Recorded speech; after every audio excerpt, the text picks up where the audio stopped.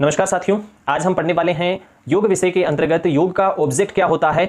इससे पूर्व वीडियो में हमने योग का एम पढ़ा कि आखिरकार योग का जो अल्टीमेट एम होता है वो क्या होता है, उसका गोल क्या है। तो वहां पर हमने देखा एम के अंतर्गत कि वहां समाधि या मोक्ष, ये सब चीजें क्या है, मोक्ष वगैरह ये सब चीजें क्या है, उसके एम है, योग के एम है। आज हम पढ़ने वाले योग का ऑब्जेक्ट क्या है। बहुत इजी विषय है, इसको आप सीधा सीधा सिंपल समझिए कि आप कहीं ए से लेकर जेड की दूरी तक जाते हैं तो वहां से आपको रास्ते में क्या क्या चीजें आसानी से मिलती जाती है, वो सब चीजें होती है ऑब्जेक्ट। अलग अलग विषयों में ऑब्जेक्ट अलग अलग होते हैं। तो यहाँ विद्वानों ने क्या कहा है कि योग करने से जो सुलभता से हमें प्राप्त हो जाए वो क्या है, हमारा योग का उद्देश्य है, वो हमें योग के ऑब्जेक्ट के रूप में रखने होंगे। अब योग के ऑब्जेक्ट के रूप में और क्या हो सकते हैं, जैसे सिंपल हम उदाहरण लेते हैं। जैसे एक हमारे पास एक नहीं 2-3 हमें श्लोक मिलते हैं। घेरन ऋषि कहते हैं कि सोदनम दृढ़ता चे विस्तेरियम धैर्यम च लाघवम, इस प्रकार का एक श्लोक देते हैं। वो किसका, घेरन संहिता का, महर्षि घेरन देते हैं। सोदनम दृढ़ता चे विस्तेरियम धैर्यम च लाघवम प्रत्यक्षम निर्लिप्तम च घटस्य सप्त साधनम, ये सप्त साधन बताए हैं उन्होंने। और फिर वो अगले श्लोक में देते हैं सत्कर्माणाम सोदनम च आसनेन भवेत् दृढ़यम मुद्रया स्थिरताम प्रत्याहारेण धीरताम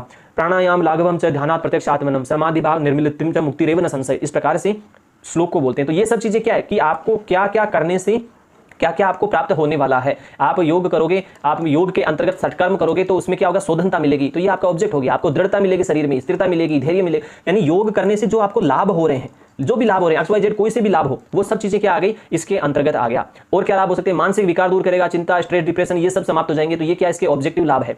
शारीरिक रोगों से मुक्ति मिल जाएगी। ये सब चीजें क्या पॉइंट बनाने के लिए बोले। अल्टीमेट हमें एक ध्यान रखना है कि हमारा बेनिफिट, हमारा लाभ क्या हो रहा है। जो हमारा बेनिफिट है बस वही उसका ऑब्जेक्ट है, वही इसका ऑब्जेक्ट है। और अल्टीमेट समाधि है, वो इसका एम है। दोनों में कंफ्यूजन नहीं होना चाहिए, इसके अलावा कुछ नहीं। अब मैं 10 पॉइंट बना के यहाँ पर लिख दूं, इससे कोई फर्क नहीं पड़ता। एक तरफ कहूंगा मेंटली सोशली अच्छा होना चाहिए, शारीरिक स्वास्थ्य अच्छा होना चाहिए, शारीरिक सुंदरता होनी चाहिए, सामाजिक आर्थिक बीच मधुर संबंध हार्मनी बन जाना चाहिए। ये सब चीजें क्या होती है, पढ़ाने के लिए अच्छी होती है, सबकी बात एक ही होती है। यहाँ पर कोई यूजीसी में इस प्रकार से सिंपल क्वेश्चन नहीं बनने वाला, और कोई बनता भी है तो एक छोटा सा क्वेश्चन वो बना सकते हैं, और वो होगा निम्न में से कौन सा योग का ऑब्जेक्ट नहीं है। वहां पर लिखा हुआ रहेगा सबसे पहले समाधि, मोक्ष, फिर रखेगा केवल्य, और फिर लिखेगा वो शारीरिक सुंदरता।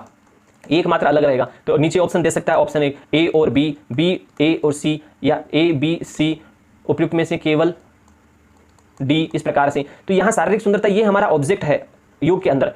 और जितने भी हमने पहले पढ़े थे, समाधि, केवल्य और मोक्ष की प्राप्ति, वो सब एम थे। इसमें और कोई कंफ्यूजन नहीं होना है। यहाँ अलग से और कुछ भी नहीं है, जितने हैं वो सारे के सारे सिंपल हैं। ये मैंने थोड़ा सा इंग्लिश में ट्रांसलेशन किया था कि इंग्लिश वाला भी समझ जाए। और कुछ भी नहीं है स्लाइड में, इस टॉपिक में बहुत ईजी वे में है ये लिखा हुआ। आप इसको आसानी से समझ सकते हैं। बहुत ईजी वे में मैंने इस चीज़ को बता दिया है कि क्या आपको बस कितना याद रखना है और कितना आपको याद नहीं रखना। फिर मिलते हैं एक नई वीडियो के साथ, एक नई टॉपिक के साथ। सब्सक्राइब जरूर करिए, बेल बटन को प्रेस करना ना भूलिए। Thank you.